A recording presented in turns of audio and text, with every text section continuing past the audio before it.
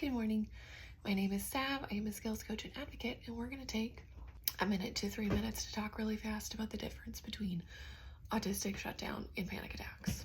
Autistic shutdowns are common experiences, especially among late diagnosed autistics that get misdiagnosed as panic attacks. But I want to go into some of the differences between panic attacks, anxiety, as well as depression and autism, because there are overlaps and there are differences.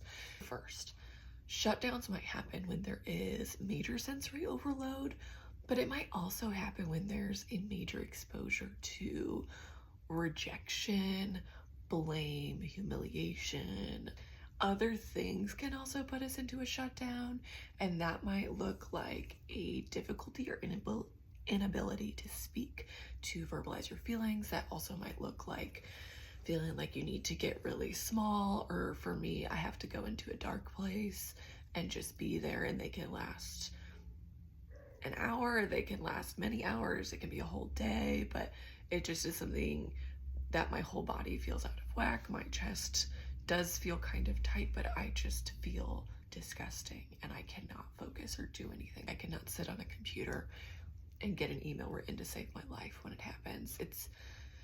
It's different.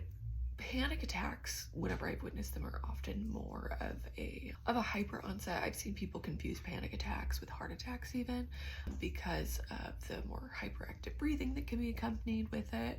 Sometimes I see them associated with certain kinds of stimuli or like triggers if there's some kind of trauma. But I do want to talk about the difference between depression and shutting down. If you're autistic and you feel really overwhelmed when you're in social situations, out in public with bright lights, unexpected noises, all these different things, and you do it anyway, and then you start to just feel disgusting and drained and horrible. But if you spend time alone, you're able to recharge. That's kind of the difference there. If when you spend time alone, you're not able to recharge at all, and you continually feel in a slump that's just getting heavier and heavier, and life's getting harder and harder, that's when we think maybe there's more depression, maybe some outside help would really be helpful. But it's also so helpful to look for medical care or mental health care and ask, do you know about autism in women or ADHD in women? And how can you involve that or include that in my treatment plan? Thank you so much. My name's Sav. I'm a skills coach. Bye.